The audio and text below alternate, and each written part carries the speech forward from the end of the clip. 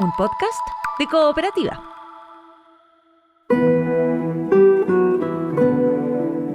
Este es un podcast sobre historias que suceden delante y detrás de la pantalla, sobre las personas que hacen películas, las personas que las ven y las personas que las sueñan.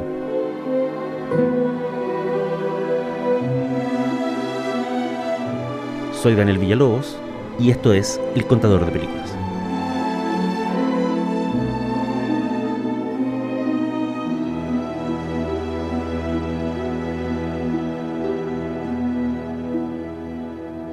Esto es El Contador de Películas y la historia de hoy se llama Warner Bros., Netflix y la hora del saqueo.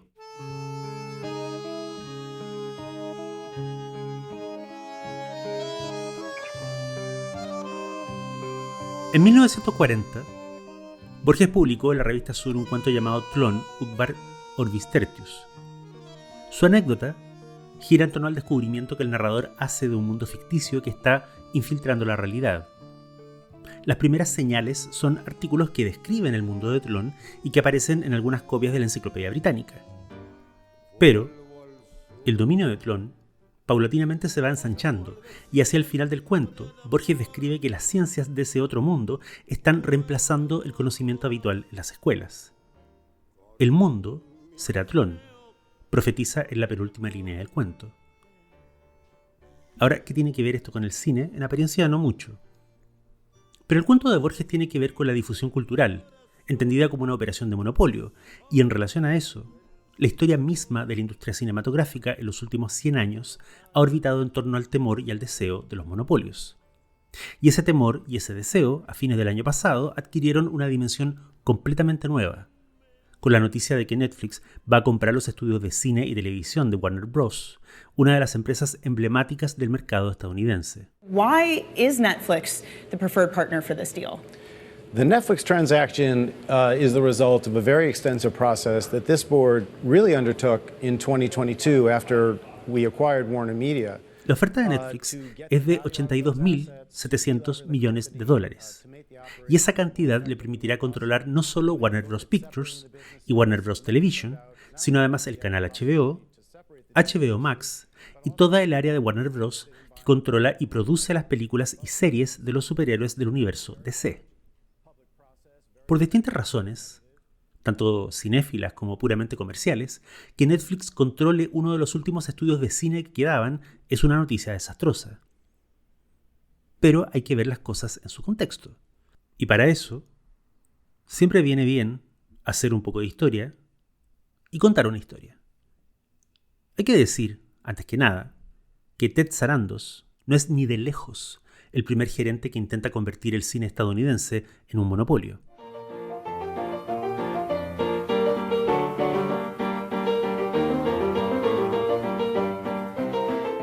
Esa ya era la idea fuerza de un señor llamado Thomas Alva Edison, que para el mundo de la tecnología es un prócer, pero para el mundo del cine fue un corsario, un mal bicho y un acaparador.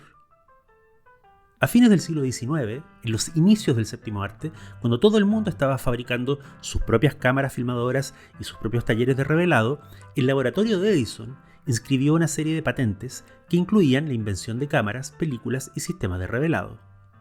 Con esas patentes, como respaldo legal, Edison amenazó, agredió y boicoteó a todos los pequeños emprendedores que se atrevieron a desafiar su monopolio tecnológico en la naciente industria. En ese libro descomunal, que es La historia del cine de Roman Gubern, el autor explica que la persecución de los que desafiaran las patentes de Edison era tan agresiva que los productores se acostumbraron a dirigir sus películas con protección de hombres armados. Como dijo uno de sus pioneros acosados por Edison, filmábamos escenas de la Biblia con un revólver en la cintura. Este desorden y esa especie de remedio del viejo oeste se acabó en parte en 1908, cuando Edison y los productores de un estudio llamado American Biograph firmaron un acuerdo de paz. Edison recibió $500,000 a cambio de aliarse con el otro estudio y así crear una empresa transnacional, la primera de su tipo, que perseguiría a los que violaran sus patentes en cualquier lugar donde se hicieran películas. Otros productores se fueron sumando a esta coalición, lo que es muy entendible. Necesitaban trabajar y estar dentro del redil de Edison tenía la ventaja de que ya no iban a vivir pendientes de los allanamientos de la policía, coimeada por Edison, o las golpizas de los matones, pagados por Edison. Sin embargo, hubo gente que trató de esquivar el conflicto a través de la geografía. Uno de esos fue un personaje pintoresco que se hacía llamar el Coronel Selig. Era un ex tapicero de Chicago y mientras paseaba por Los Ángeles, a donde había llegado para filmar los exteriores de una adaptación del Conde de Montecristo, Selig tuvo una idea. La ciudad era agradable, tenía diversidad de paisajes y excelente clima soleado casi todos los días del año. Y lo mejor, Los Ángeles estaba lejos de Edison, que vivía al otro lado del país, en New Jersey. Selig, entonces, se instaló en los suburbios de Los Ángeles. Detrás fueron llegando otros productores independientes y de a poco, de manera natural, fueron adquiriendo terrenos y barrios completos que más tarde convirtieron en estudios. Entre esos terrenos, uno que se convertiría primero en un loteo, luego en un barrio y pronto en un distrito, Hollywood. Así es. La fábrica de los sueños existe tal como la conocemos debido a la fuga de cerebros ahuyentados desde la costa este por un monopolio. Eso fue en la primera década del siglo XX.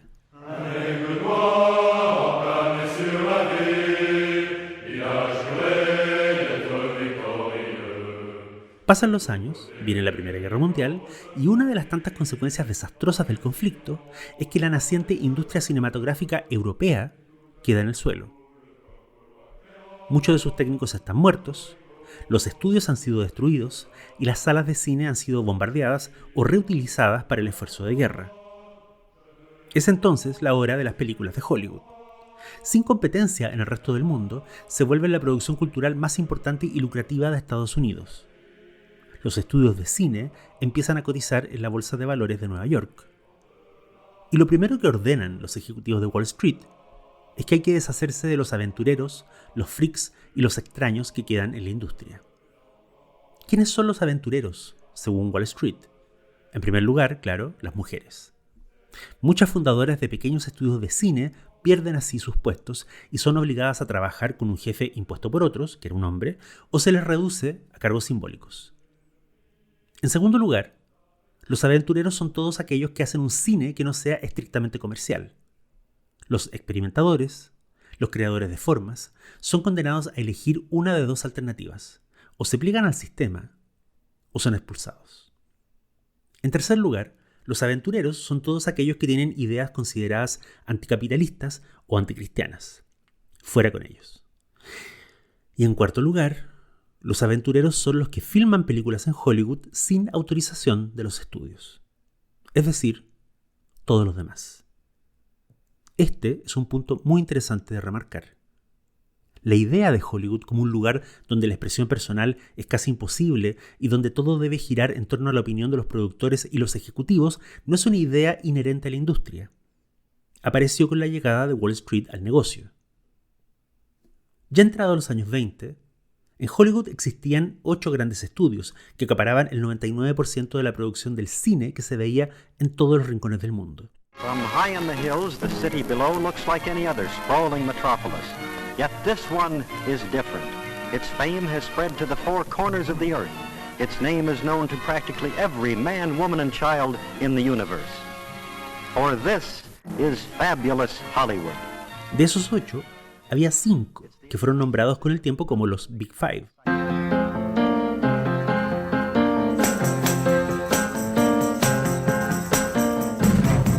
Eran empresas tan grandes y de diseño tan ambicioso que no solo producían las películas, sino que además las distribuían y las exhibían en sus propias cadenas de cine por todos los países. Como cuenta el académico Fernando Purcell en su libro De película, Hollywood y su impacto en Chile, la influencia de los estudios, incluso en un país lejano como era el nuestro, era tan poderosa que determinaba el cine que veíamos, el cine que no veíamos, y la calidad y distribución de las salas a lo largo del territorio. Esos Big Five, esos 5 estudios, eran la Metro-Goldwyn-Mayer, también conocida como la MGM, la Paramount Pictures, Warner Bros., la 20th Century Fox y la RKO Pictures. El reinado de los Big Five fue largo y lucrativo, hasta que en 1948 la Corte Suprema estadounidense dictaminó que una productora de películas no podía tener parte al mismo tiempo en la distribución y en la exhibición de ellas. Eso era un monopolio. Ese fue quizás el golpe más duro en toda la historia del negocio de Hollywood, pero aún así, la mayoría de los Big Five continuaron prosperando por al menos una década. Y una de las claves de su dominio absoluto sobre el mercado tenía que ver con un sistema llamado block booking, que también sufríamos en Chile. El block booking, en esencia, era la compra por paquetes. El estudio le vendía a las cadenas de cine de los distintos países un paquete de 5 o 6 películas. Entre esos títulos venía el hit que todos querían ver, que podía ser Lo que el viento se llevó, Las uvas de la ira o Ciudadano Kane. Pero los otros 4 filmes del paquete eran productos de mediana calidad o derechamente piezas de cine B, hechas con poco dinero y actores desconocidos. Es decir, si un distribuidor o el dueño de una sala en Chile o en México quería tener en su cine una película como El Mago de Oz, además tenía que comprar obligatoriamente Flash Gordon contra los Hombres Rana o, por ejemplo, El Dr. Fu Manchu y los Dragones del Infierno. It's bigger than a battleship, faster than a jet plane. It's the flying beast from 17 million years ago. A winged monster attacking the earth, ravaging city after city. See the spectacular devastation, the unbridled terror of the Giant Claw, a super screen shocker. Este sistema era muy criticado. Pero una consecuencia secundaria e inesperada es que gracias al block booking a países como Chile, llegaron infinitas de estas películas de bajo presupuesto.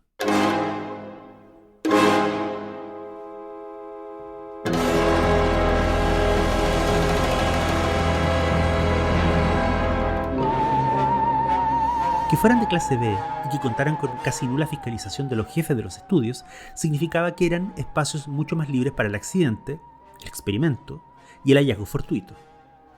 Lo que quiere decir que muchas veces las películas de clase B eran bastante más interesantes de ver que las grandes producciones de Hollywood.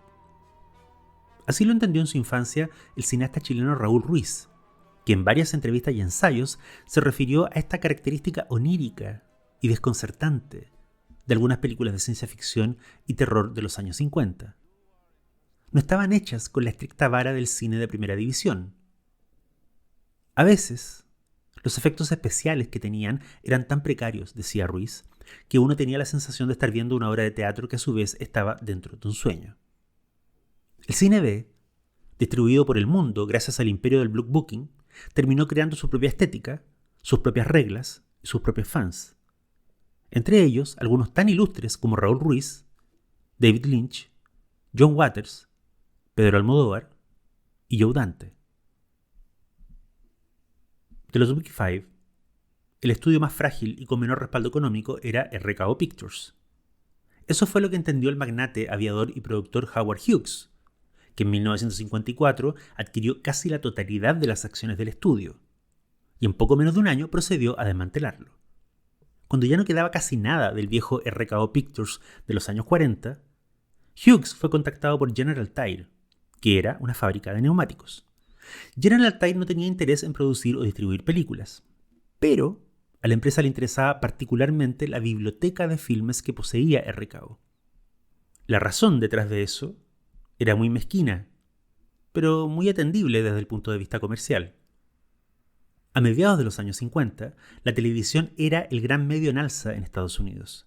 Millones de personas encendían los televisores para informarse, para ver programas de concursos o dibujos animados. Pero la televisión emitía muy pocas películas para mayores de edad, debido a que los estudios de Hollywood se resistían a venderle los derechos de sus productos a un medio que consideraban su enemigo. A la General Tire eso le importaba muy poco. Hughes les vendió la biblioteca de películas viejas de RKO.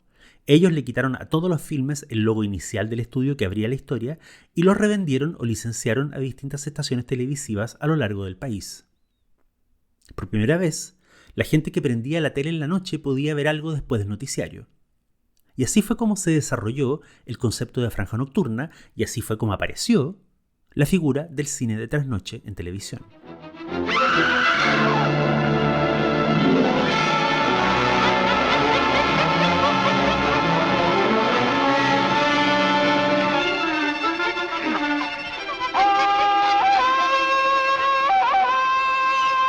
Para ese entonces, los ejecutivos de los otros estudios ya habían vislumbrado el futuro. Por pura codicia, Howard Hughes había abierto la caja de Pandora y paulatinamente Hollywood empezó a licenciar más y más películas para que se exhibieran en la pantalla chica.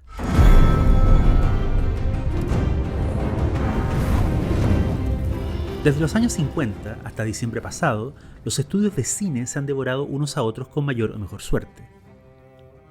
Hagamos un experimento. Imaginemos esa línea histórica como una de las temporadas de Game of Thrones. Casas reales que se matan entre sí, se absorben o se autodestruyen. Partamos por ejemplo en 1953, cuando la Warner Bros. Adquiere lo que quedaba del sistema de exhibición y producción de la RKO. En la década de los 60, unos años más tarde, Universal adquiere productoras de música y estaciones de televisión.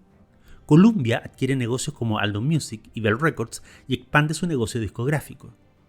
En los años 80, Columbia compra distintas productoras y estudios y luego la propia Columbia es adquirida por la Coca-Cola Company. En 1989, Warner Bros. Compra Lorimar Pictures, productora responsable de títulos como La Zona Muerta y Reto al Destino. Ese mismo año, Warner Communications se funde con Time Inc. y pasa a llamarse Time Warner. Y antes que se acabe en 1989, Columbia es comprada a su vez por Sony y pasa a llamarse Sony Pictures Entertainment. En 1991, Universal es comprada por la multicompañía que hoy conocemos como Panasonic. En 1996, Universal pasa a llamarse Universal Studios. En 1994, Viacom llega a controlar la mayoría de las acciones de la Paramount y disuelve la mayor parte de sus operaciones originales. Disney, por su parte, compra Miramax en 1993 y la cadena ABC Television en 1996. Ese mismo año, lo que queda de Warner se fusiona con Turner Pictures. En 1998, Columbia Sony absorbe TriStar Pictures, que era esa antigua productora que tenía el logo del Pegaso al inicio. La década del 2000 trae más cambios. Universal Studios se funde con la cadena televisiva NBC, Paramount adquiere los estudios DreamWorks y Disney compra los estudios Pixar y la división de Marvel Entertainment. En 2011, Universal es comprada por Comcast, que es una empresa de medios y tecnología. 5 años más tarde, Universal Comcast adquiere la división animada de DreamWorks. En 2008, Warner se funde con New Line Cinema. En 2012, Disney adquiere Lucasfilms y así toma control de todo el universo de Star Wars. El año 2018, Time Warner es comprado por el holding de telecomunicaciones AT&T y pasa a llamarse Warner Media. El 2019, lo que alguna vez fue Paramount y hoy es Paramount Viacom, se funde con la cadena CBS. Disney, por su parte, compra los restos de lo que alguna vez fue la 20th Century Fox. Paramount Viacom adquiere un 49% de las acciones de Miramax. El 2022, uno de los últimos años de gran movimiento en el equilibrio de poder en Hollywood, Warner Media se fusionó con Discovery y pasó a ser Warner Discovery. Por su parte, ese mismo año Paramount Viacom pasó a llamarse Paramount Global. Y el 2024, lo que alguna vez fue Columbia y hoy es Sony Pictures Entertainment, adquirió en una extraña vuelta a sus orígenes una cadena de cines. Se trataba de Alamo Drafthouse Cinema, que partió en 1997 como un pequeño emprendimiento de Carrey y Tim League, y hoy es una de las cadenas de salas más exitosas y queridas de Estados Unidos. Todas estas fusiones, compras y sociedades, a su vez, se han dividido históricamente en decenas de áreas, productoras, secciones, oficinas, subdivisiones, y etcétera, etcétera, etcétera. We're very excited. We think that the Warner Brothers films and series and HBO, all those products work better in our business model, and our business model works better with those films and series. So we think it's going to be great for consumers, really great for creators. We invest heavily in production, and then we intend to run those businesses exactly like they run today. La diferencia entre lo que está por ocurrir con Warner este año es que el objetivo final de todos esos ejecutivos siempre era hacer películas.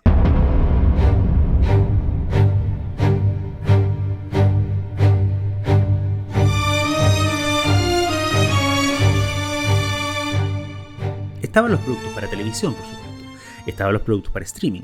Y luego venían los proyectos para la pantalla grande, las superproducciones, los filmes evento, los candidatos al Oscar.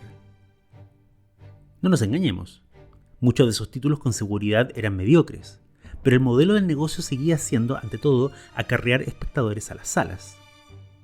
Eso cambia completamente con Netflix. La compañía ha insistido una y otra vez que su objetivo no es revivir películas viejas a través del formato físico, como los Blu-ray, o estimular la asistencia a cines. Netflix tiene cero interés en permitir que el enorme catálogo de cine clásico que va a controlar con la compra de Warner pueda verse en reestrenos en pantalla grande o incluso en el propio streaming de Netflix. El negocio, parte importante, es usar licencias para recreaciones y remakes que vayan directo a la pantalla chica.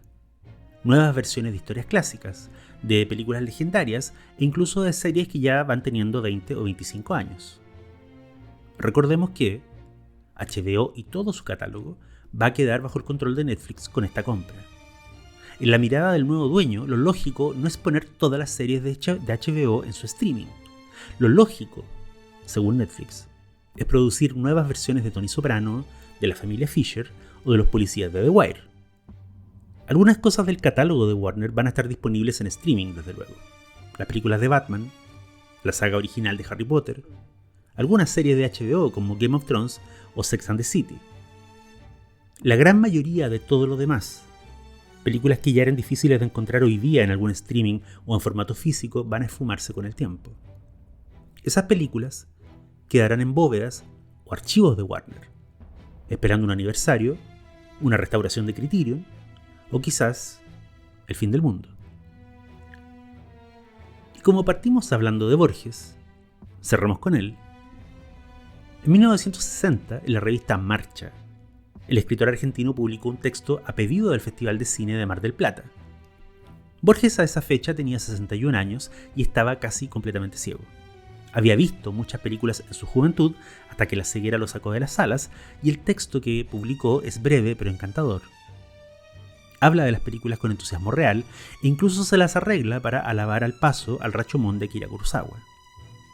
Las líneas que se suelen citar de este texto son las finales, que son quizás las más amables.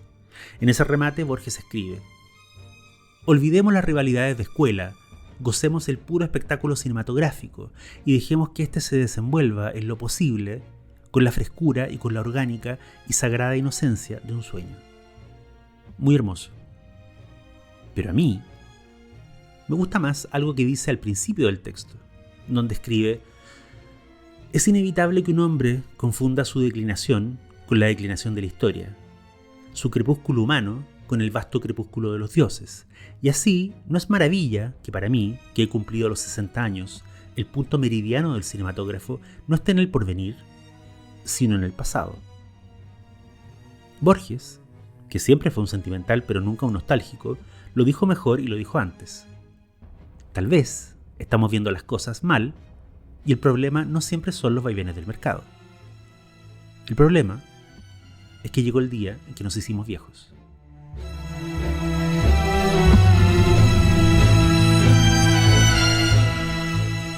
Soy Daniel Villalobos y esto fue El Contador de Películas. Hasta la próxima.